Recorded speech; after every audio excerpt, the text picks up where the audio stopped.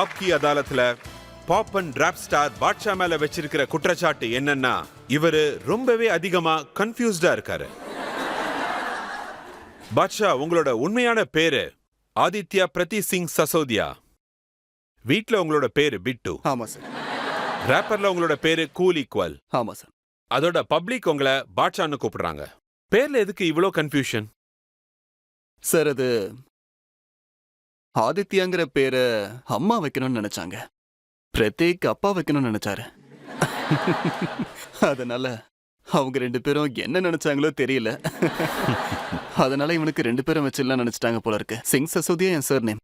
அதாவது இப்போ நாங்க எல்லாருமே ஊர்க்காரங்க. ஆதித்யா பிரதீக்னு எல்லாராலையும் பெரிய பேர் சொல்ல முடியாதுன்னு ஏதாவது சின்னதா கூப்பிடணும்னு பிட்டுன்னு கூப்பிட ஆரம்பிச்சாங்க.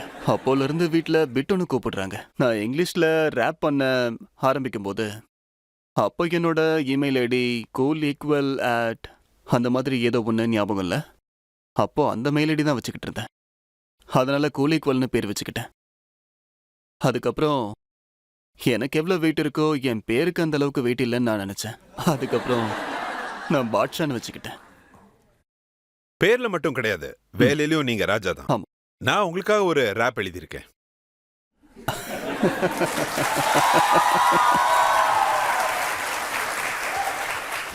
BHUல முதல்ல வந்த மெஸ்ல பிரச்சனை பண்ண அங்கிருந்து ஓடி போனது ஸ்டீஃபன் சாயாக்கு. அதையும் நான் சீக்கிரத்துல விட்டுட்டேன். அப்புறம் எல்லாரையும் நான் கன்ஃபியூஸ் பண்ணிட்டேன். அப்பா இன்ஜினியர் ஆக்கணும்னு நினைச்சாரு. ஆனா என் வேலை என்ன கேட் கீப்பர் ஆக்கிடுச்சு. அதனால நான் ஆகணும்னு நினைச்சேன் பாப்புலர். அதனால நான் ஆயிட்டேன் ரேப்பர்.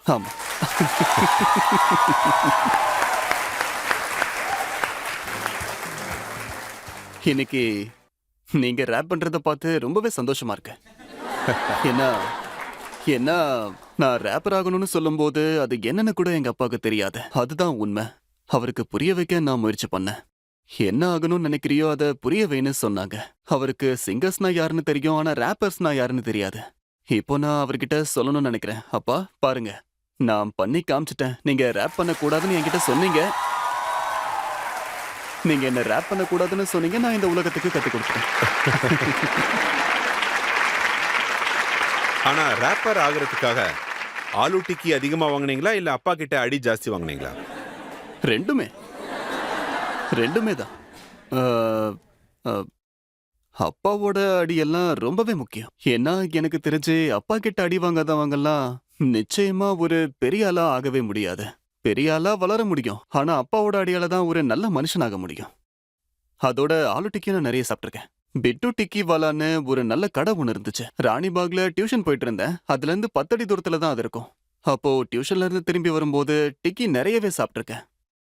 அப்போ 5வது படிக்கும்போது உங்களுக்கு ஒரு பொண்ணு ரொம்ப பிடிக்கும்னு கேள்விப்பட்டேன். அவங்களுக்கும் நீங்க ஆலு டிக்கி வாங்கி கொடுத்தீங்களா?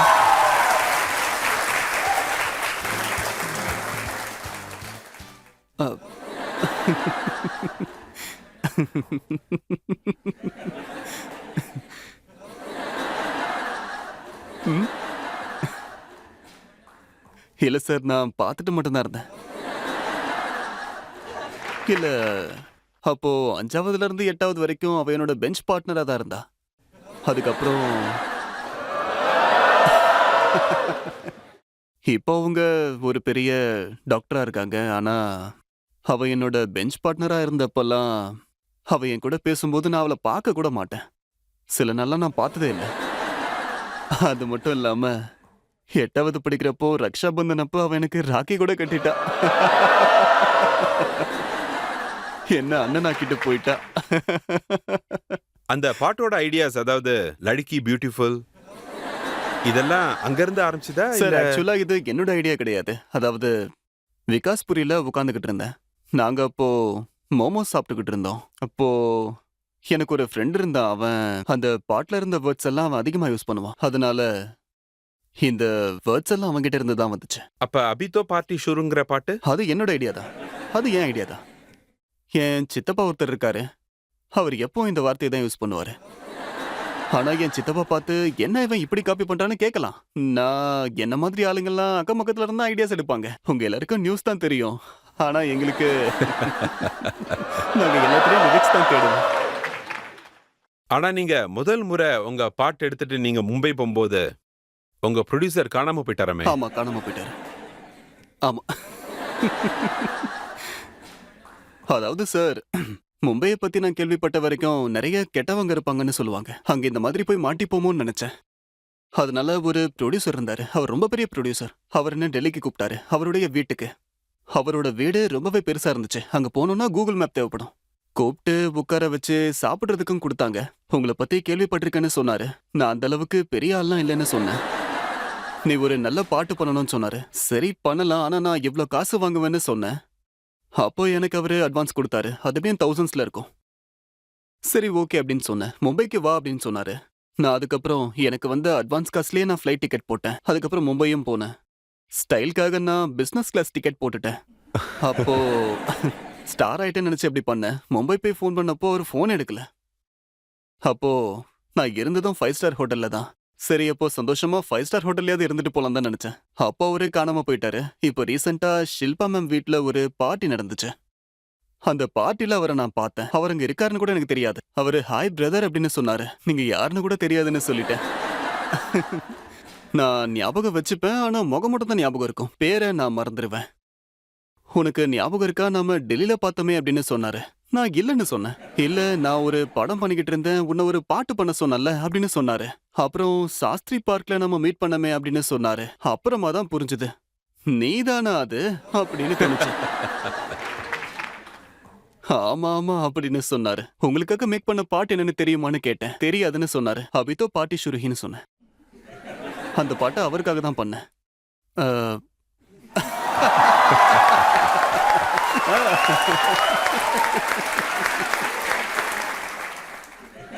அவர் மோய் ஆயிட்டாரு. மக்கள் உங்களை பத்தி என்ன நினைக்கிறாங்கன்னா, பாட்ஷா ஒரு பணக்கார குடும்பத்துல பிறந்திருக்காரு. ஆமா. அப்புறம் பாட்ஷா பிறக்கும் போதே அவரு சில்வர் ஸ்பூனோட பிறந்திருக்காரு அப்படின்னு நினைக்கிறாங்க. ஆமா. நான் பிறந்தப்போ எங்க வீடு எப்படி இருக்கும்னா, அதாவது டெல்லியில முன்னாடி ஒரு வீடு இருக்கும், பின்னாடி ஒரு வீடு இருக்கும். சின்ன சந்துல அங்கதான் எங்க வீடு இருந்துச்சு. அங்க வாடகை வீட்டுல இருந்தோம். 2 ரூம் தான் இருக்கும். ஆக்சுவலா அங்கதான் இருந்தோம். அப்புறம் அங்க ஒரு சந்து இருக்கும்னு சொன்னல, அதுதான் பிளே கிரவுண்ட். ஏதாவது கன்ஸ்ட்ரக்ஷனுக்காக அங்க ஏதாவது மண்ணு போட்டிருந்தாங்கன்னா அதுதான் எங்க பிளே கிரவுண்ட்.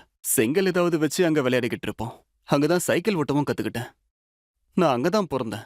அப்புறம் ஆனா என்னோட அம்மா அப்பா எங்களை வளர்க்குறதுல எந்த குறையும் வைக்கல. அப்புறம் அதாவது அவங்க லெவலை தாண்டி எங்களை பார்த்துக்கிட்டாங்க. எனக்கு இப்போவும் ஞாபகம் இருக்கு. காஸ்ட்லி வாட்ச் இருக்கும். டைமெக்ஸ் அப்படின்னு ஒரு வாட்ச் இருக்கும். அப்போல்லாம் அது ரொம்ப காஸ்ட்லி. நியூஸ் பேப்பர்ல அதோட ஆட் இருந்துச்சு. நான் அந்த ஆடை கட் பண்ணி அப்பாவோட பிரீஃப் கேஸ்ல வச்சுட்டேன். அப்புறம் அதை எடுத்துக்கிட்டு ஸ்கூட்டர்ல ஆஃபீஸ்க்கு போவாரு. அப்போ எனக்கு நல்லா ஞாபகம் இருக்கு. சாயங்காலம் விளையாடிக்கிட்டு இருந்தேன். அப்புறம் அந்த வாட்சை கொண்டு வந்து என்கிட்ட கொடுத்தாரு. அந்த வாட்ச் ரொம்பவே காஸ்ட்லி. இப்ப நீங்க பாட்டெல்லாம் வேற பாடுறீங்க. ஆமா. அதோட சேர்த்து உங்களுக்கு பிடிச்ச ரேப் சாங்லாம் வேற நீங்க பாடுறீங்க. அது உங்க அம்மா அப்பாவுக்கு பிடிக்குமா? எங்க அம்மா நிறையவே விமர்சனம் செய்வாங்க. என்னன்னா, இந்த மாதிரி பாட்டு தான் ரீச் ஆகும், இந்த மாதிரி பாட்டெல்லாம் ரீச் ஆகாது. அப்புறம் என்னோட ஒரு பாட்டுல கான்ட்ரோவர்சி வந்துச்சு. அப்புறம் எங்க வீட்டுல போலரைஸ்ட் ஒப்பீனியன்ல இருந்தாங்க. எங்க அப்பா இது தப்பு, இப்படி பண்ணக்கூடாதுன்னு சொல்லுவாரு. எங்க வீட்டுல இப்படிதான் இருக்கும். ஆனா எங்க வீட்டுல வேலையை பத்திலாம் அதிகமா பேச மாட்டோம். வேற என்ன பேசுவீங்க? அவங்க எப்பவும் திட்டிக்கிட்டே இருப்பாங்க. டைம்க்கு தூங்க மாட்டான், டைம்க்கு சாப்பிட மாட்டான், ஹெல்த்தையும் பாத்துக்க மாட்டான்.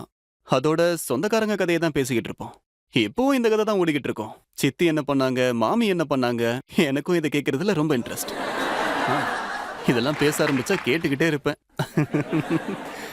எனக்கு என்ன தோணுதுன்னா, உங்க லைஃப்ல எவ்வளவு கன்ஃபியூஸ்டா இருந்தீங்கன்னா ஒரு டிவி சேனல் ஆரம்பிக்கணும்னு தப்பான முடிவு எடுத்திருக்கீங்க. அதை வச்சு எம்டிவியை பீட் பண்ணிடுவேன்னு வேற சொல்லிருக்கீங்க. ஆமா, நான் ஒரு டிவி சேனல் ஆரம்பிக்கணும்னு நினைச்சேன். அதை வச்சு எம்டிவியோட கதையை முடிக்கணும்னு நினைச்சேன். ஆனா 6 மாசத்துல என் சேனல் கதை முடிஞ்சிருச்சு.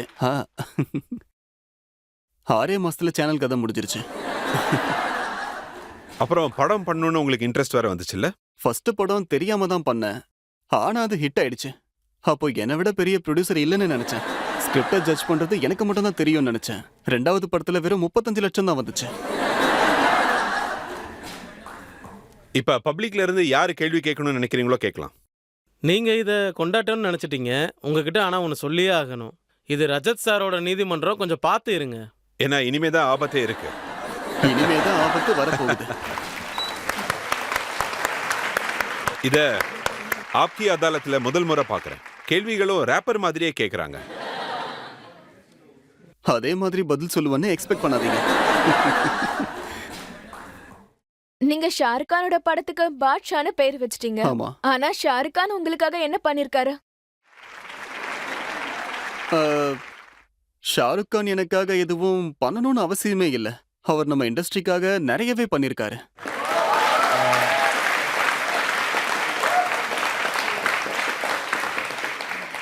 நான் அவருடைய பெரிய ஃபேன்.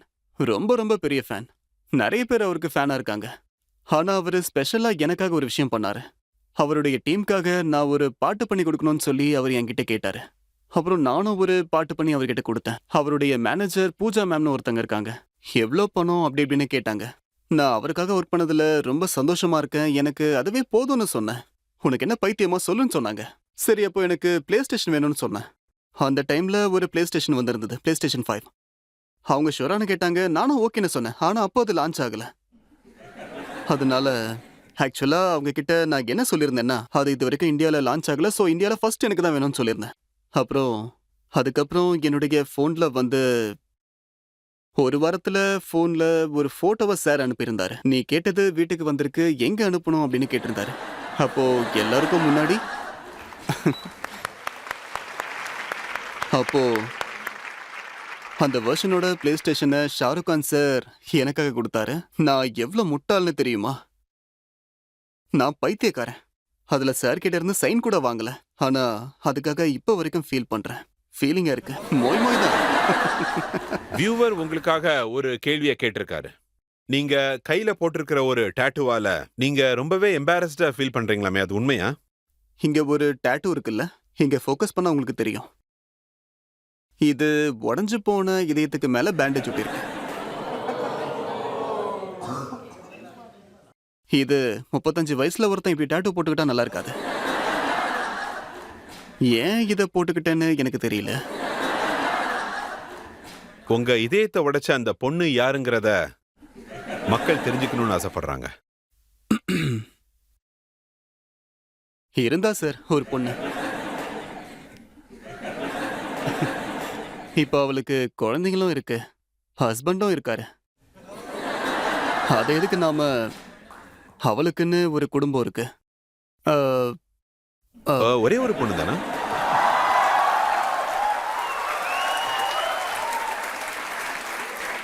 இதயத்தை உடைச்சது அவதான், மத்ததெல்லாம்.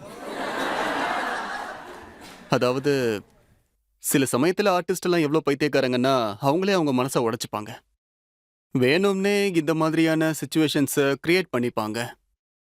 அப்புறம் பரவாயில்ல, இவ்வளவுதான் விஷயமே அப்படின்னு தோணும். அதாவது ஆர்டிஸ்ட் எல்லாம் ரொம்ப வித்தியாசமான மனுஷங்களா எதுக்காக இருக்காங்க. அந்த மாதிரி பண்றாங்க? இதனால அவங்களுக்கு என்ன லாபம் இருக்கு? நிறைய இருக்கு சார். ஹிட் சாங்ஸ் எல்லாம் வெளியே வரும். ஆமா. உங்க மனசு உடைஞ்சதால என்ன பாட்டு வெளியே வந்துச்சு? நான் வந்து ஒரு பாட்டு பண்ணியிருந்தேன் சார். லைட்டரும் டிவியும் ஆன் ஆகவே மாட்டேங்குது. நான் என்னோட ரூம்ல தூங்குறது இல்ல. ஒரு ஓல்டு ஸ்கூல் பையன், என்னால மூவ் ஆன் ஆக முடியாது. இதெல்லாம் எழுதிக்கிட்டு இருக்கேன். நாங்கெல்லாம் ரொம்ப வித்தியாசமான ஆளுங்க. காதலுக்கு பின்னாடி ஓடுவோம், அப்புறம் காதல் கிடைக்கும் போது அதுகிட்ட இருந்து ஓடுவோம். அதான் சார்.